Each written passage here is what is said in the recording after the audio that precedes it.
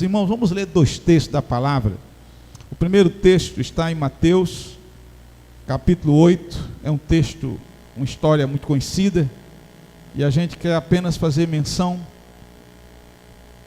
a respeito da pessoa de Jesus. Nós queremos pregar sobre Jesus nessa noite. Eu estava falando para a família de Joelma, inclusive hoje à noite, Paulo, esposo da Joelma, está aqui. Levanta só a mão assim, Paulo, bênção demais. E uma das filhas da Joelma, a mais nova, Letícia, que a gente chama carinhosamente de Lelê, ela também está aqui. Levante a mão, Lelê. Ela levantou na hora, estão aqui na frente. Depois os irmãos podem conhecê-los melhor, né? Paulo e Letícia. E agora, mais uma família que era lá de Natal, que é de Natal, veio para cá fazer uma prova num concurso e estão vindo para cá. Eu penso que elas estão chegando. São 3 mulheres da mesma família: a mãe, uma filha e uma neta, uma avó no caso, né? Estão chegando aí, uma família muito querida mesmo. Estão chegando para cultuar conosco. Eu falei para elas: corram, senão vocês vão perder a celebração. Ela disse que o trânsito está meio complicado ali para a banda de Manaíra. Meus irmãos, Mateus capítulo 8, eu quero ler apenas o verso 27, e depois a gente ir para o Evangelho de João. E eu quero que você leia esse verso 27 de Mateus 8 comigo, por favor. Vamos ler? E maravilharam-se os homens, dizendo: quem é este que até os ventos e o mar lhe obedecem? Mais uma vez. E maravilharam-se os homens, dizendo: quem é este que até os ventos e o mar lhe obedecem? Vocês devem lembrar que nós estamos no final daquele evento, daquele episódio, onde Jesus Cristo acalma uma tempestade, e os seus discípulos estão perplexos e maravilhados com aquilo que Jesus tinha feito. E maravilhados e perplexos, eles dizem: quem é este? Quem é esse? Quem é esse que tem autoridade sobre o vento? Quem é esse que tem autoridade sobre os fenômenos da natureza? Quem é esse? Quem é esse? Agora, vire as páginas da sua Bíblia e vá para o Evangelho segundo escreveu João.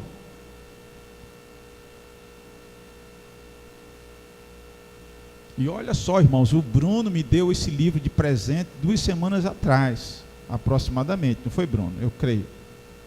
E eu recebi, foi uma terça de tarde que eu não pude chegar. Eu recebi lá em casa, dei uma folheada muito rápida, olhei o índice, olhei as apresentações e coloquei assim na minha estante, porque eu estou fazendo alguns trabalhos acadêmicos e tal, e a minha literatura tem sido outra literatura. Mas eu confesso aos irmãos que hoje eu fiquei profundamente desejoso de ler o livro, irmão.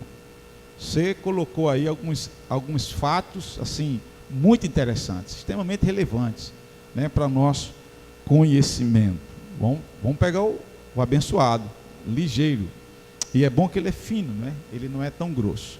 João capítulo 1, vamos ler até o verso de número 14. Evangelho de João, capítulo 1. No princípio era o Verbo, e o Verbo estava com Deus, e o Verbo era Deus. Ele estava no princípio com Deus. Todas as coisas foram feitas por intermédio dele, e sem ele nada do que foi feito se fez. A vida estava nele, e a vida era a luz dos homens. A luz resplandece nas trevas, e as trevas não prevaleceram contra ela. Houve um homem enviado por Deus, cujo nome era João. Este veio como testemunha para que testificasse a respeito da luz, a fim de todos virem a crer por intermédio dele.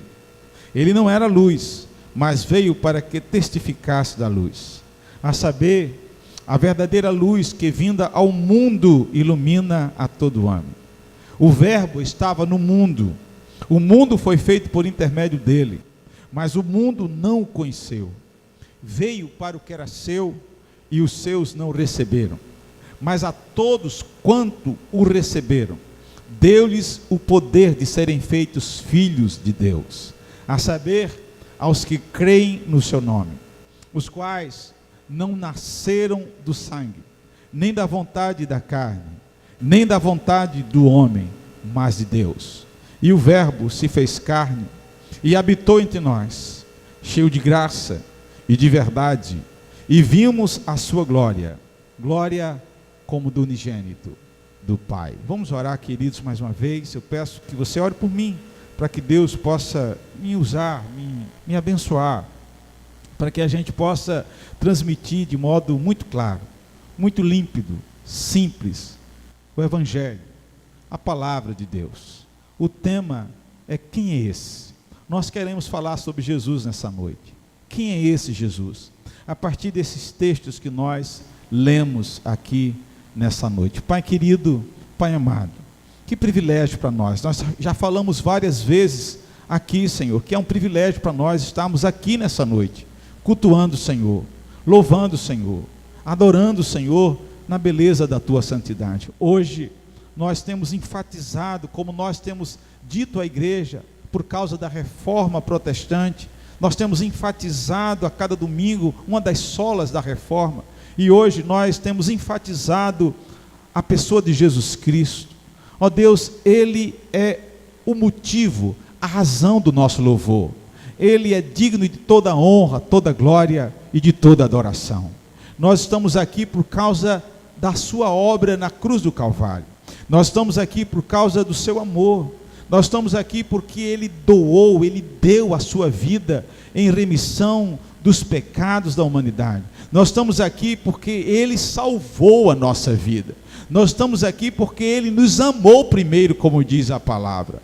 Nós estamos aqui porque Ele nos redimiu, Ele nos alcançou, Ele deu a vida por todos nós que estamos aqui. E nós tributamos a Ele a honra, a glória, o louvor, ó Deus, nessa noite. Nós pedimos que o Senhor, através do seu Espírito, inspire a nossa vida, inspire os nossos lábios, ajude-nos na mente, no coração, para que possamos, ó Deus, absorver, guardar aquilo que o Senhor deseja transmitir para nós a respeito da pessoa de Jesus Cristo nesta noite. É a minha oração com os meus amados irmãos, e nós a fazemos, ó meu Deus amado, em nome de Jesus Cristo. Amém, amém e amém.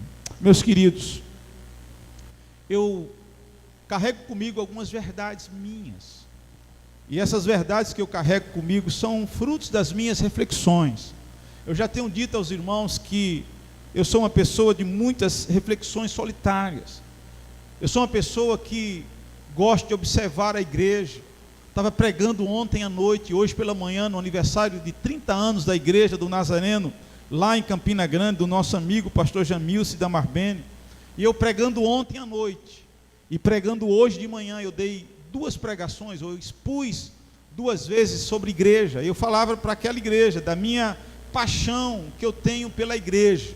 Eu sou um apaixonado pela igreja de Jesus Cristo, e eu sou um observador da igreja. Eu gosto de ler a respeito da igreja, eu gosto de olhar as tendências da igreja, olhar o que os teólogos estão escrevendo a respeito da igreja, olhar como a igreja está se comportando, se portando. E uma das coisas que eu entendo a respeito da igreja dos nossos dias é que nós precisamos urgentemente de uma teologia que tenha por base a pessoa de Jesus Cristo.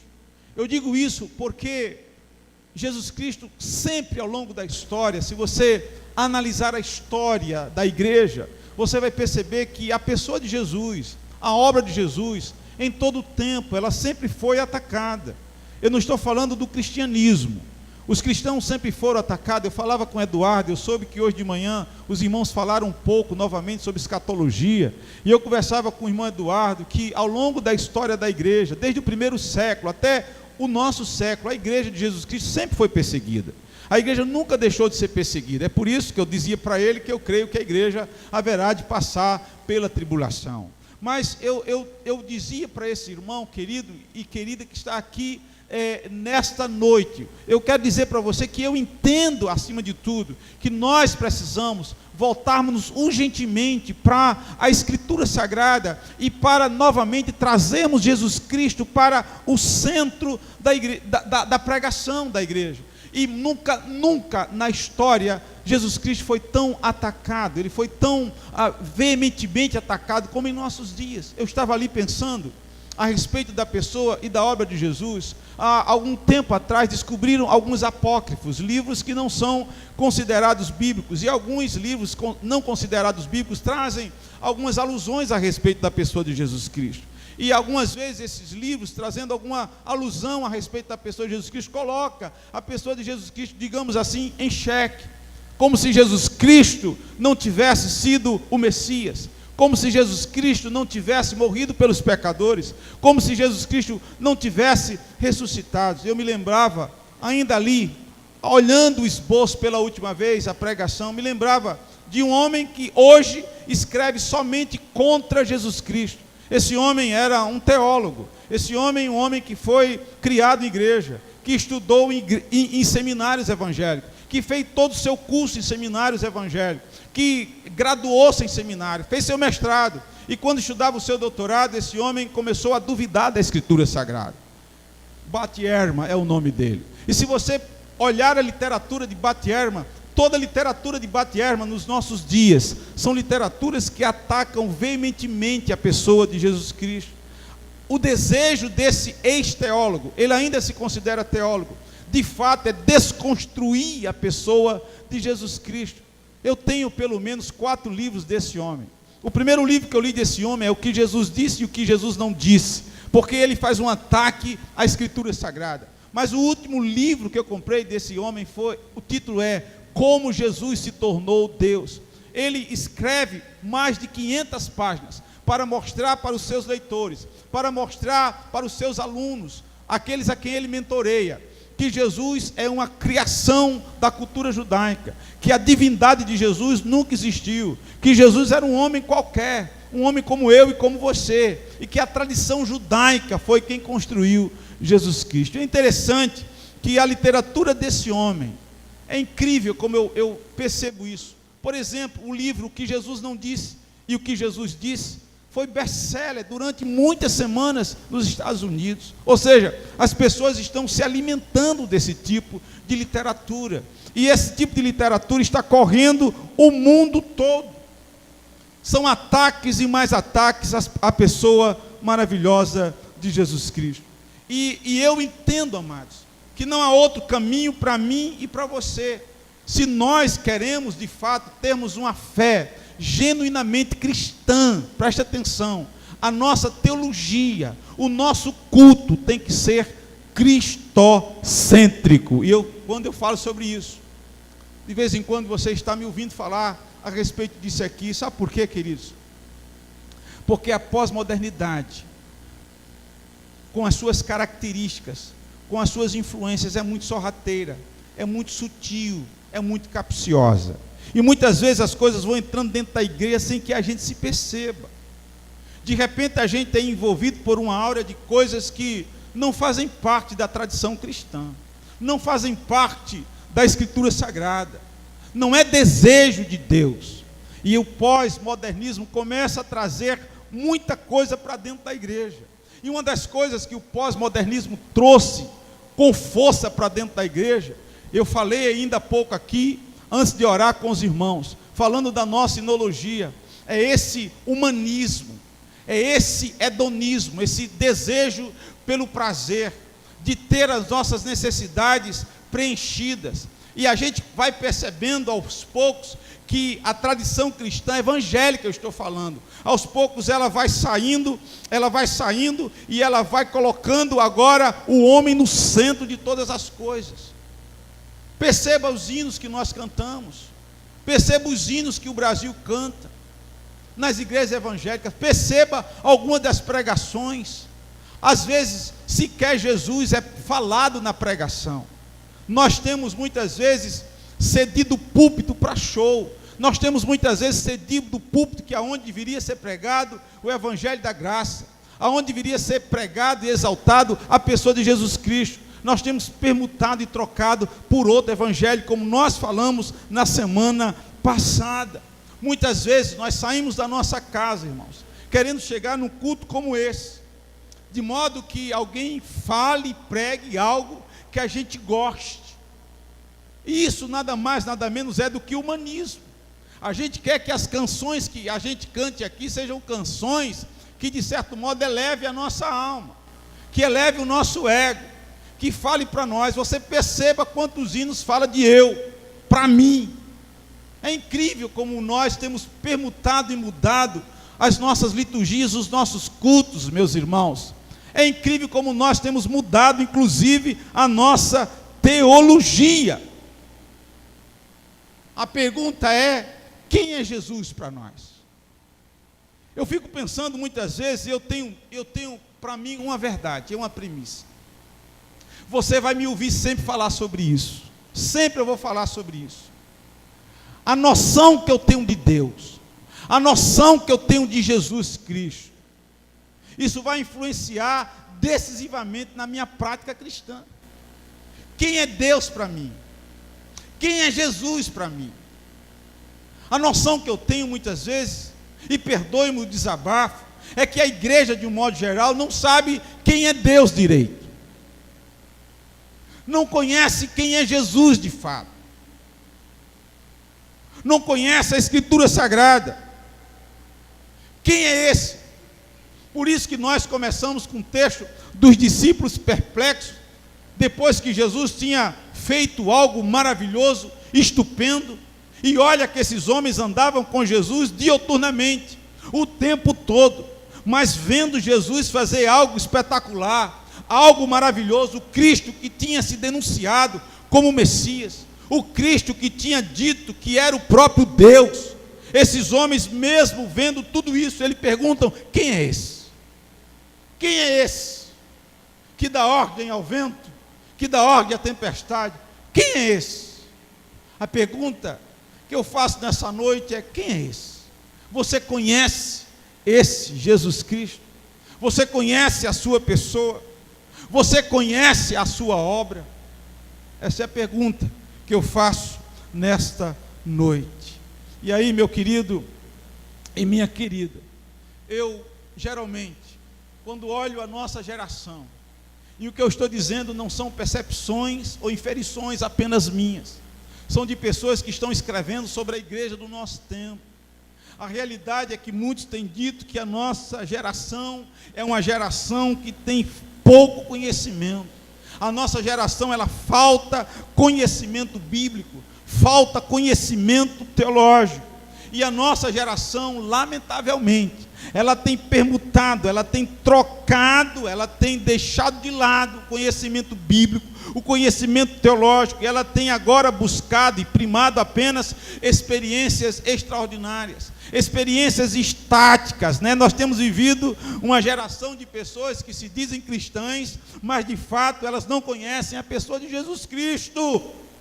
Elas se dizem cristãs, elas se dizem seguidoras de Jesus, mas não conhecem os preceitos dele, não seguem o que ele disse que deveríamos seguir.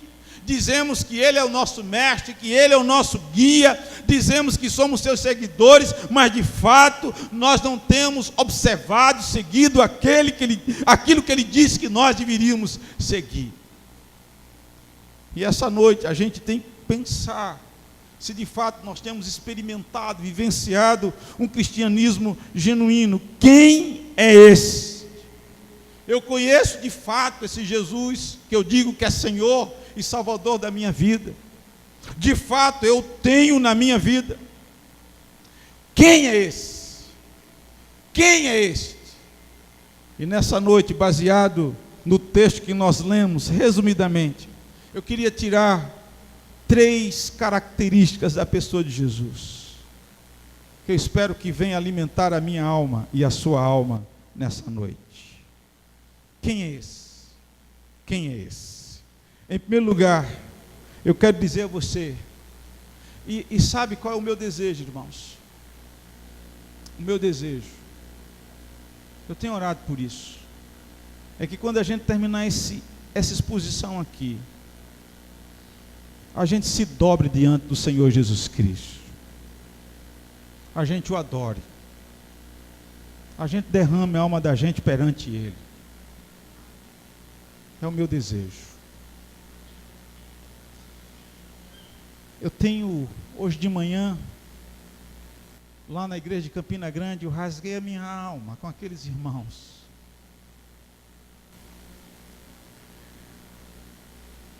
Porque às vezes, eu vou falar algo nessa noite aqui, nesse momento, e não, por favor, não compreenda que o seu pastor está doente. Eu não estou doente, eu estou sadio. Estou sadio, não estou doente. Mas eu tenho angústias de vez em quando. Semana passada agora a gente estava falando sobre alguns tipos de angústias. E há angústias que, à luz da palavra de Deus, eu posso dizer que elas não são doentias. Elas são angústias que nos levam para a transformação. São angústias que nos impulsionam para a mudança. Eu penso que a angústia doentia, aqui tem gente na área da saúde, da psicologia. A angústia que nos adoece é aquela angústia que não gera mudança, é aquela angústia que a gente introjeta. Eu já tive depressão, e eu sei o que é angústia. Eu sei o que é angústia, não é porque eu li a respeito de angústia, porque alguém falou para mim a respeito de angústia. Eu sei o que é angústia. Quando eu leio no Salmo 116, quando o salmista diz assim: angústias do inferno se apoderaram de mim. Queridos, eu quero dizer para vocês que eu sei o que é angústia do inferno, porque eu já tive angústia do inferno. Uma angústia do inferno tomando conta da minha alma, assim, que eu nada saciava aquilo não, e eu só encontrava alento. O lenitivo para a minha vida era a presença de Jesus Cristo, somente isso, era a palavra. Eu cantava o hino, chorando, e lia a Bíblia, e eu tinha um pouquinho de lenitivo para eu poder dormir. Então eu sei o que é angústia do inferno. O que eu estou falando agora é de uma angústia diferente, é uma angústia que ela quer gerar mudança, que ela é uma angústia do inconformismo, ela não se conforma, ela está preocupada, essa angústia. E eu tenho uma base bíblica para isso, e a base bíblica que eu tenho, queridos, é a angústia de Neemias. Quando Neemias escuta o relato do que está havendo lá em Jerusalém, que a cidade está saqueada, que só tem velho, só tem doente, a Bíblia diz que esse homem chorou, pranteou, se angustiou, ele chorou, chorou, e eu penso que a angústia daquele homem seria uma angústia doente, se ele ficasse ali chorando, mas depois ele confessou o seu pecado a Deus, o pecado do seu povo, e depois ele foi agir. E por causa da sua ação, quando ele chegou na presença do rei, ele disse: agora, rei, que o Senhor tenha mercê comigo, com o meu povo. E aí, a partir daí, ele é enviado por Deus para mudar a cidade. Vocês entendem? Então, a angústia que eu sinto, eu dizia para aqueles irmãos hoje de manhã, é a angústia de ver muitas vezes uma igreja que parece-me muito mais religiosa do que cristã de fato. Uma igreja que parece muitas vezes, irmãos, eu não estou falando apenas desta igreja, eu estou falando de igreja de um modo geral, porque eu fico analisando a igreja de um modo geral, eu converso com pastores, eu leio, eu estou tentando estar conectado com tudo e com todos, observando as tendências, observando tudo que está acontecendo, lendo, ouvindo pregações, ouvindo vídeo, ouvindo gente que entende, e eu fico preocupado que a nossa geração, ela se torne cada dia mais nominal, uma geração sem compromisso, uma geração, queridos e queridas, de religiosos, de gente que vem apenas no domingo à noite, levanta a mão, canta o hino, dá seu dízimo, e depois pega seu carrinho e vai embora para casa, e vem no outro domingo, e não abre a Bíblia durante a semana, e não ora durante a semana, e não faz nada durante a semana, e você não sabe que ele é crente, porque ele não brilha, ele não salga, ele não é luz, ele não dá tempero, ele não exala a fragrância de Cristo onde ele está, ele não faz diferença nenhuma onde ele está.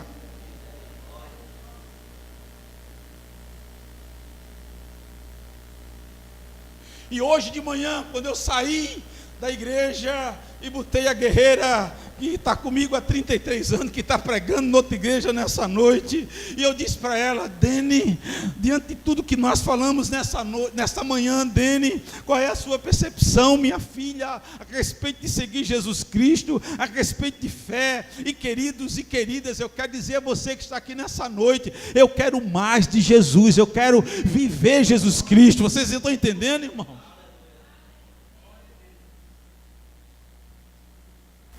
Eu dizia para a igreja que eu preguei nessa manhã: eu não quero estar pregando por obrigação, eu não quero estar dirigindo culto por obrigação, porque eu sou pastor e porque no final do mês essa igreja vai pagar meu salário. Não, eu tenho vocação, eu quero amar estar aqui, eu quero amar levantar minhas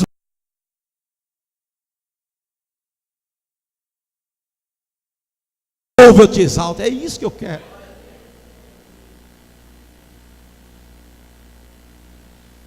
Eu estou dizendo isso, irmãos, porque não basta ter Jesus apenas na nossa teoria. Eu conhecia Deus apenas da teoria. Eu conhecia o Deus da teologia. Eu conhecia o Deus da doutrina. Eu preguei por muitos anos o Deus da doutrina, o Deus da teologia, o Deus dos tratados teológicos, dos conceitos teológicos, dos grandes teólogos. Eu li, eu estudei, eu pregava, eu ensinava a respeito desse Deus, mas minha relação com Ele era distante, a minha relação com Ele era longínqua. Esse Deus para mim era um Deus apenas teórico, querido. Eu digo isso com temor e tremor. E eu não quero isso na minha vida novamente. Até que eu me vi num leito, acuado, com medo de tudo e de todos. Meus parentes chegavam em casa, eu me escondia num quarto. Os pastores iam me visitar, eu me escondia num quarto. Os irmãos da igreja iam me visitar, eu me escondia.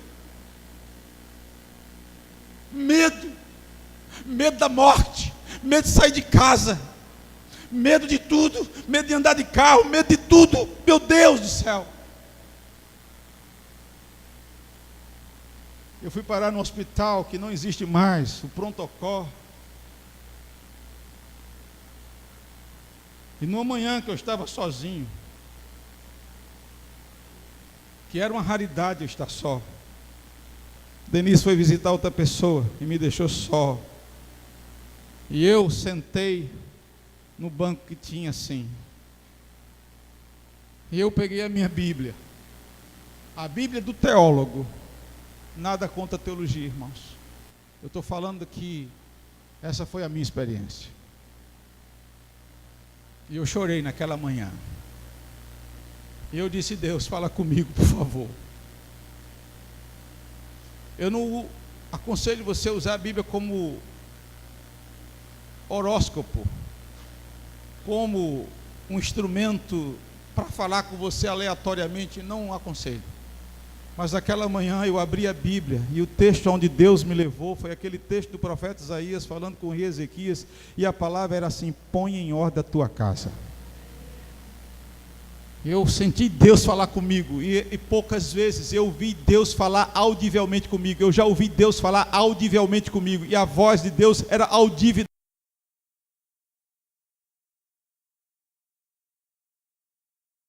Disse: Deus, qual é a minha casa? Ele falou: o teu corpo. E segundo, ele falou assim: a tua família. E depois ele falou: a tua igreja, a tua vida em primeiro lugar. Põe em ordem a tua vida. A tua vida está um caos, a tua vida está em desordem. Você não tem comunhão comigo, você não me conhece.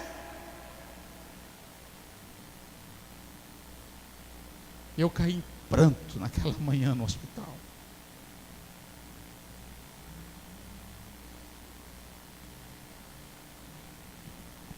Eu estou dizendo isso nessa noite. Eu não peguei nada do texto aqui até agora, irmãos. E às vezes, uma coisa que eu tenho pedido a Deus é que eu seja sensível à sua voz. E Deus sabe por que nós estamos falando isso nessa noite. É porque muitas vezes nós dizemos-nos seguidores de Jesus Cristo, mas nós sequer conhecemos a Jesus. Jesus para nós é um ponto distante. Jesus para nós é alguém que a gente fala, mas a gente não tem intimidade.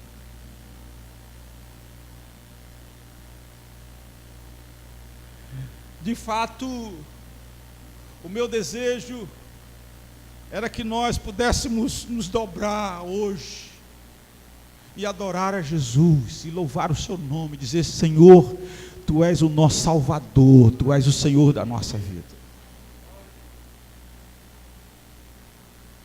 Mas eu sei que isso não é pelo meu falar, é por relação. Quem é ele?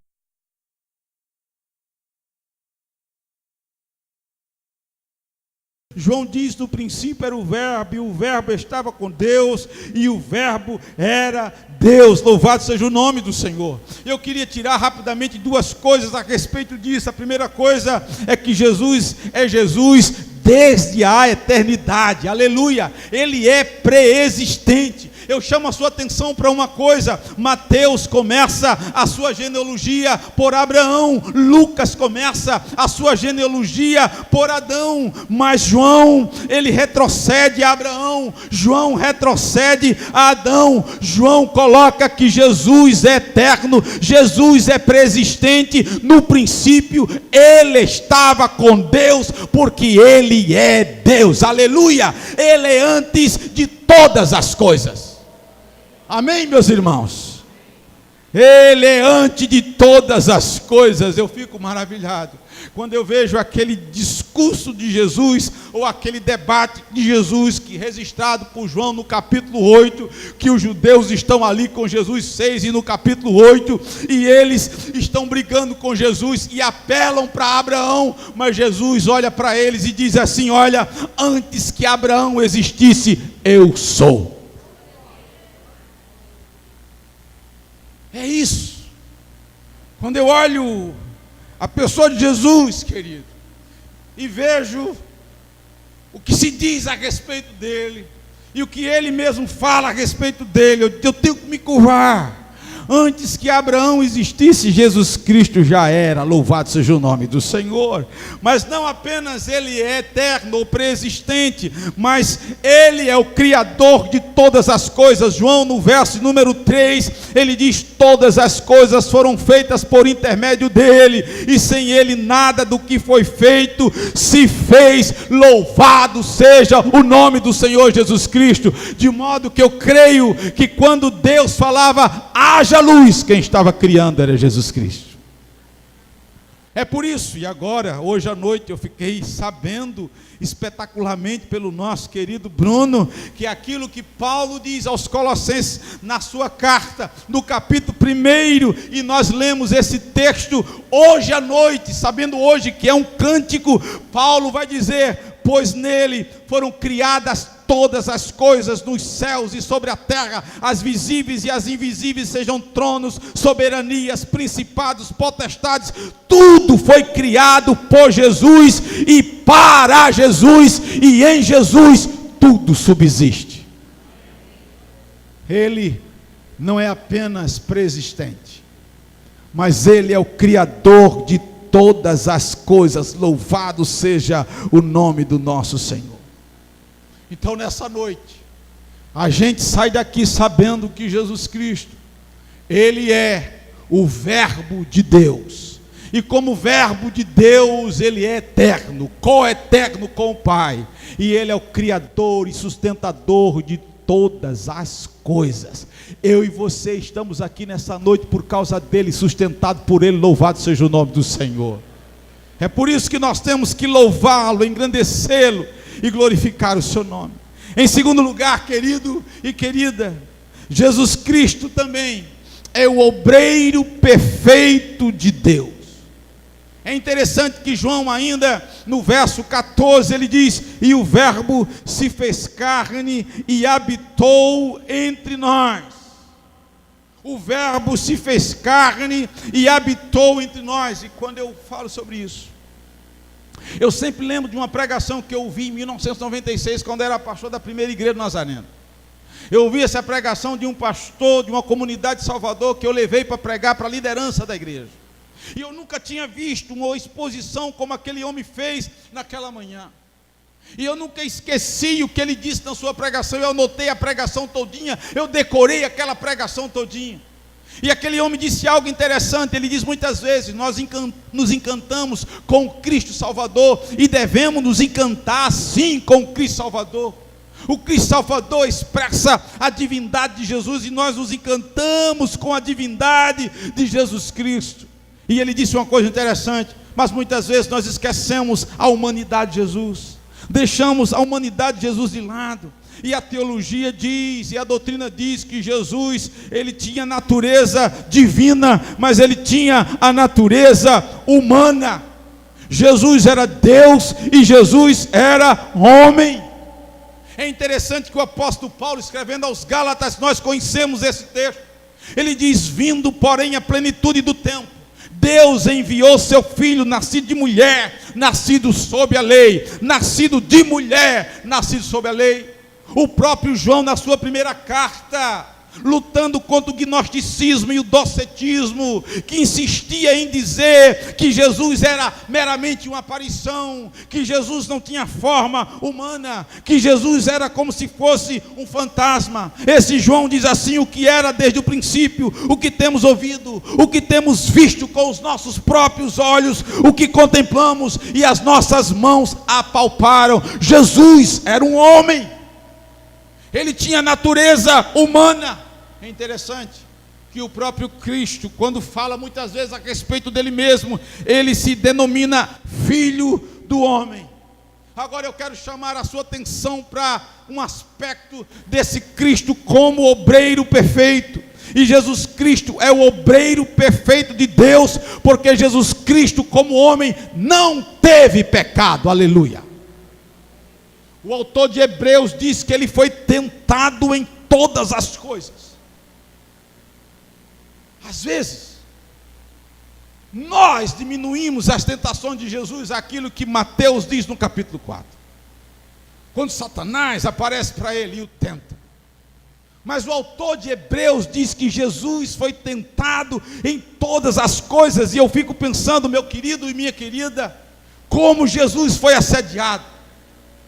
Eu fico pensando quantas vezes os homens quiseram transferir poder humano para ele, quiseram fazer ele de líder, de rei.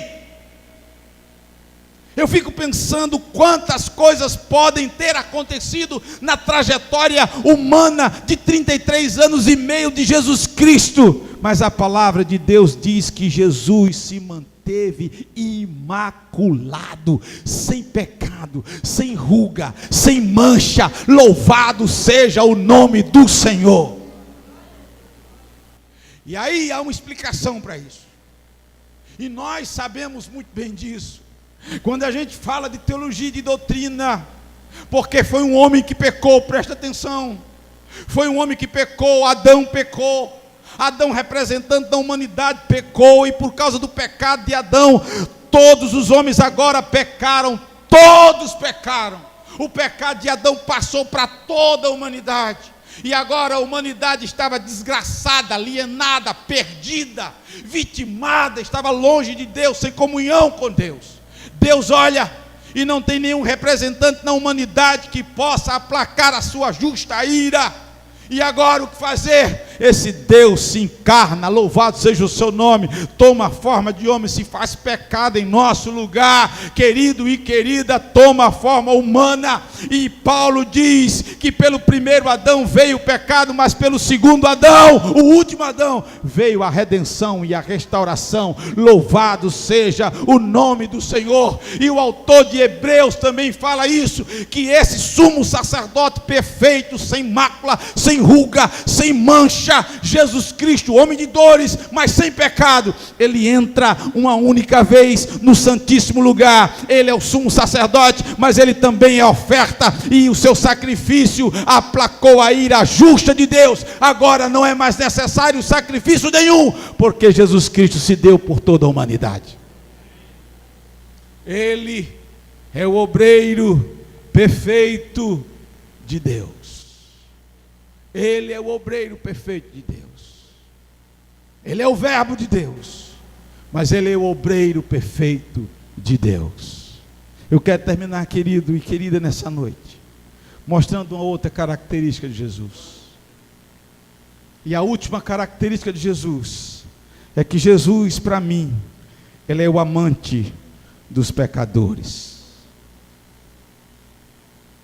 É incrível isso, em que pese o Cristo, o Filho de Deus, viver e morrer sem pecado, um homem puramente santo, como nós falamos ainda pouco agora. Esse homem, ele foi profundamente um amante dos pecadores. E nós olhamos a trajetória da sua vida. Mateus vai dizer que ele olha para todas as pessoas com muita compaixão, como ovelhas que não têm pastor. Ele se compadece. Quando eu olho os evangelhos, meu querido e minha querida, eu penso e vejo que as amizades de Jesus eram as mais suspeitas e indigestas para a sociedade e religião instituída do seu tempo. E deixe-me dizer uma coisa para vocês. Você pode talvez se chocar com o que eu vou dizer aqui nessa noite. Você pode até se escandalizar com o que eu vou dizer aqui nessa noite. E se você discordar, isso é um pensamento meu. E eu digo isso à luz do Evangelho. De vez em quando, os meus irmãos que foram membros da NASA Sul, e a família que eu falei chegou ainda há pouco tempo atrás, estão ali no meio, Dona Ana, Janine e Dayana. De vez em quando, eu falava o que eu vou dizer agora. Eu penso que se Jesus Cristo viesse nessa geração, não se escandalize. Eu penso que o lugar que Jesus Cristo menos iria era em tempos como esse.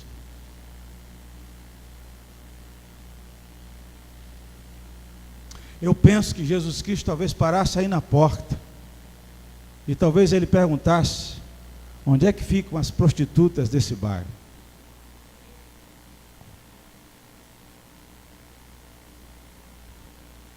Eu penso que talvez Jesus Cristo perguntasse: onde é que ficam os sonegadores desse bairro? Eu penso que talvez Jesus Cristo perguntasse: onde é que ficam os homossexuais desse bairro? Eu penso que talvez Jesus Cristo perguntasse: onde é a feira livre desse bairro? Quando eu olho o Evangelho, irmãos, eu vejo um Cristo que transita entre vilas, lugarejos, cidadelas, ruas empoeiradas. Eu vejo o Cristo que está no deserto, conversa com uma mulher de uma idoneidade duvidosa. Eu vejo o Cristo que está trazendo perdão para uma mulher pega em adultério.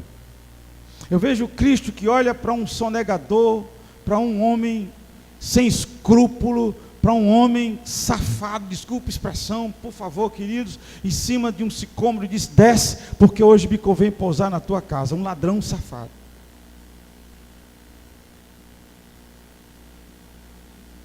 Eu vejo um Cristo que toca num leproso, quando a religião do seu tempo dizia: não pode tocar não, porque você vai se tornar impuro. Eu vejo o Cristo que entra na casa de gente que não tem idoneidade, que não tem boa reputação. E às vezes, perdão pelo desabafo, eu penso que a gente vive mais um anti-evangelho do que um evangelho. Porque a primeira coisa que a gente faz quando se converte é deixar as nossas amizades. Deixa os leprosos para lá morrer. Deixa os homossexuais para lá morrer. Deixa as meninas de reputação duvidosa para lá morrer. Isso não é evangelho. Você pode pensar diferente de mim, eu te respeito. Mas o Cristo do evangelho é um Cristo que ama os pecadores, que entra na casa de gente de péssima reputação.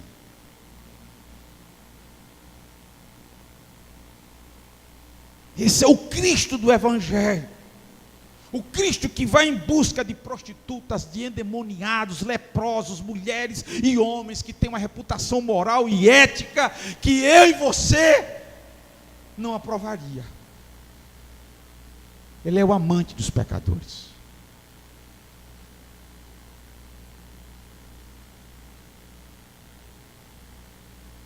E é interessante algo que eu vou dizer. Essas pessoas se aproximam de Jesus, não é apenas pelo discurso de Jesus. Não. Eu não quero dizer que Jesus não tinha um discurso belo. O discurso de Jesus são discursos belíssimos. As frases de Jesus são frases belíssimas. As pregações de Jesus são pregações fantásticas. Nós podemos ficar extasiados vendo as suas pregações. Mas as pessoas se aproximam de Jesus, eu penso que por alguns motivos muito peculiares e bastante singulares. Eu anotei pelo menos 3. Eu penso que essas pessoas se aproximam de Jesus porque, em primeiro lugar, elas buscavam alívio para as suas almas. As pessoas que viviam sob o jugo de Roma, as pessoas que viviam sob o fardo dos fariseus, as pessoas que viviam sob o jugo e o fardo dos seus pecados, agora encontram com um homem que diz: vinde a mim todos que estáis cansados e sobrecarregados, e eu vos aliviarei. Aleluia. Tem muita gente que não gosta do Augusto Cury. Eu sou fã do Augusto Cury. Tem muita gente que está acusando sua literatura de autoajuda. Eu não leio como autoajuda. Tem um livro do Augusto Cury, eu não sei qual foi deles, que ele imagina uma cena aonde está havendo um congresso de psiquiatria, aonde estão as maiores autoridades da ciência médica na área da psiquiatria, e eles estão discutindo a respeito dessa angústia humana, dessa falta de sentido e de razão para viver, desse vazio existencial enorme que leva muitas vezes os homens a cometerem um dos atos mais terríveis, que é tirar a sua própria vida. Eles estão discutindo, e há debate, discussão num grande auditório, e as pessoas interagem e tal, e o Augusto diz que de repente levanta um homem ali no meio da multidão, no meio da plateia,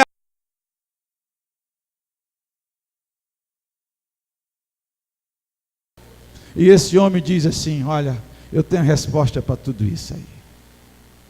Vinde a mim os que estáis cansados, sobrecarregados e oprimidos, e eu vos aliviarei.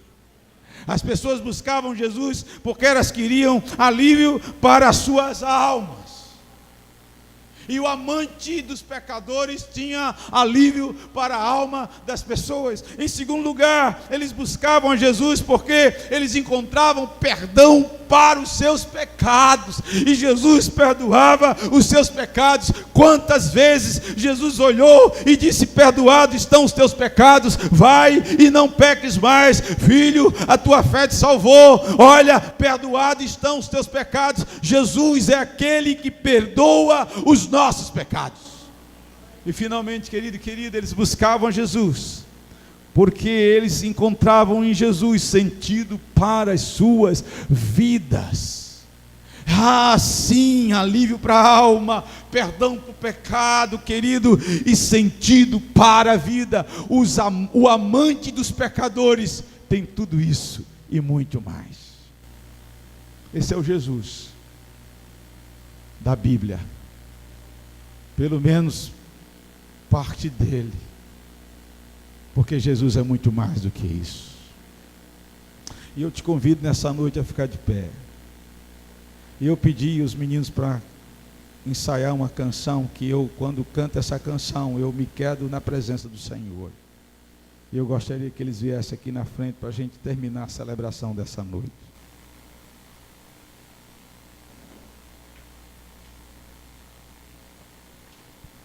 A gente passou da hora hoje, eu lhe peço perdão.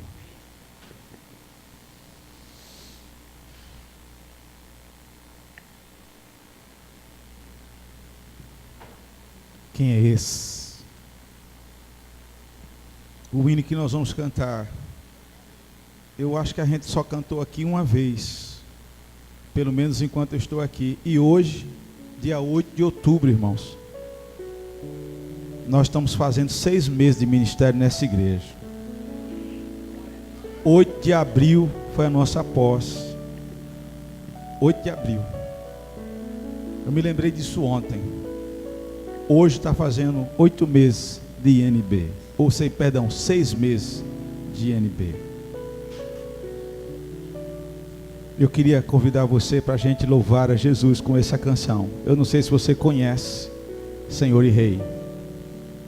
Vamos apagar a luz aí para a gente ver. Tem a letra?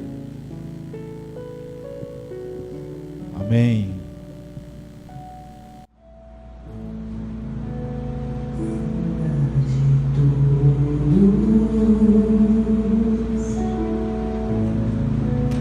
Acima de tudo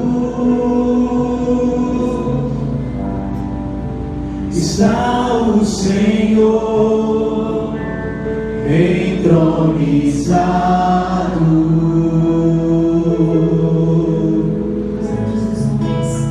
Os anjos e os homens,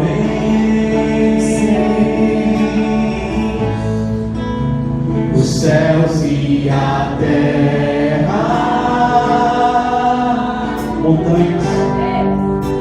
montanhas e mares declaram quem tu és.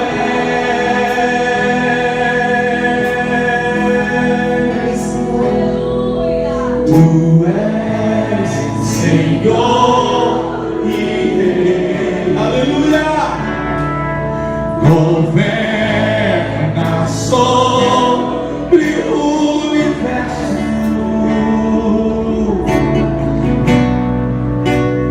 justo e fiel,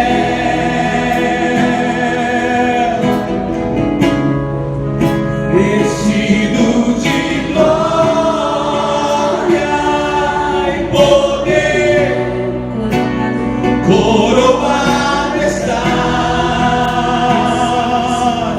pra sempre reinarás, prostrado aos teus pés, erguemos o teu santo nome em adoração. Oh, aleluia! Nos entregamos a ti, toma o teu lugar e habita entre nós,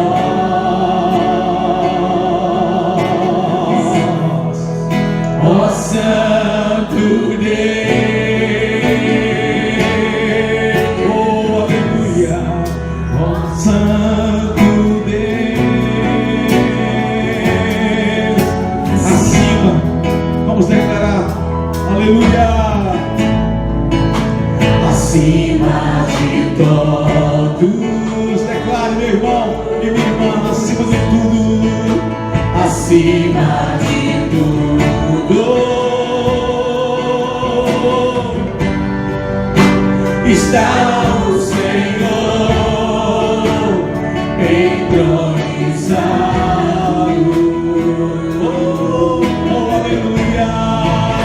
Os anjos e os homens, digo o céu e a terra, o céu e a terra, montanhas e mares declaram quem tu és. Declara, igreja, tu és Senhor e Rei. Aleluia! Governa sobre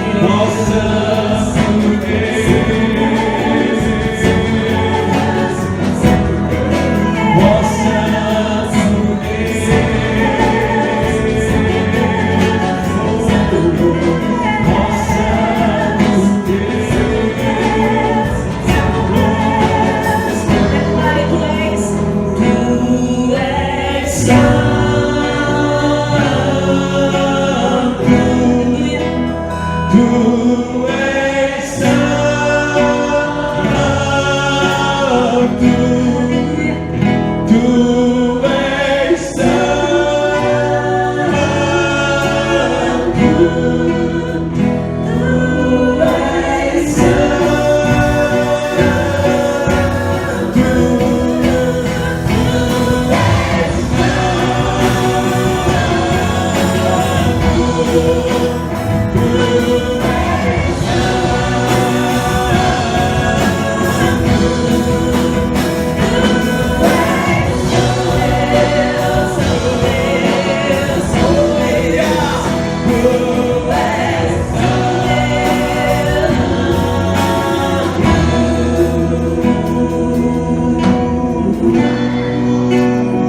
Você pode adorar a Jesus nessa noite.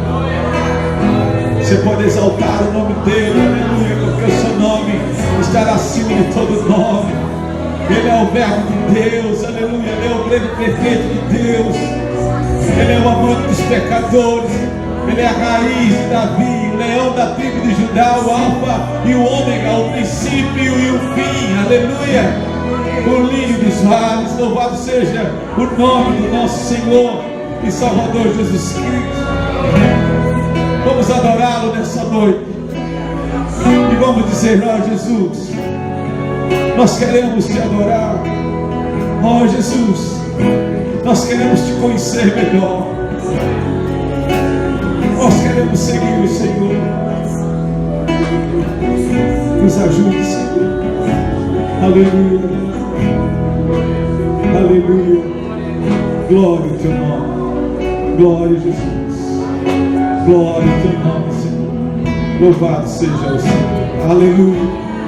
Glória a Jesus. Glória a Jesus. Glória a Jesus. Glória a Jesus. Glória ao teu nome, ó Jesus. Glória ao teu nome, ó Jesus. Glória ao teu nome, ó Jesus. Glória ao seu nome, ó Jesus. Nós te adoramos nessa noite, ó Jesus. Nós te glorificamos nessa noite, ó Jesus. Sabemos que tu és Senhor, ó Jesus. Sabemos que tu és Rei, ó Jesus. Bendito seja o teu nome, Cordeiro de Deus, Salvador da humanidade, Príncipe da paz, aleluia. Oh Jesus, nós te glorificamos, aleluia. Nós te bendizemos, ó Jesus. Bendito seja o seu nome, bendito seja o seu nome, aleluia, aleluia,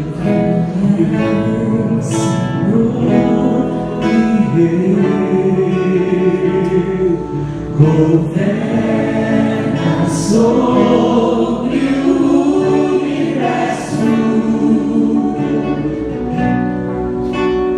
justo e fiel,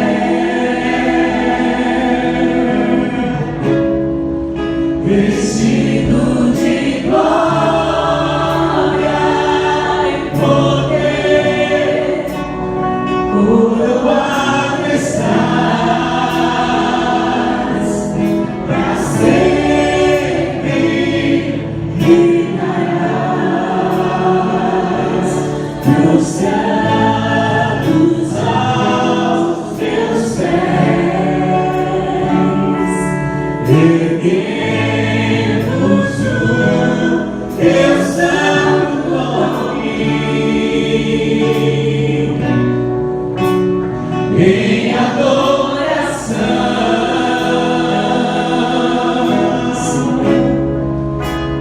nos entregamos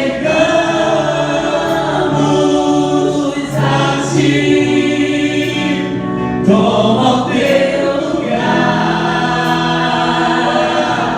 e habita entre nós, ó Santo Deus,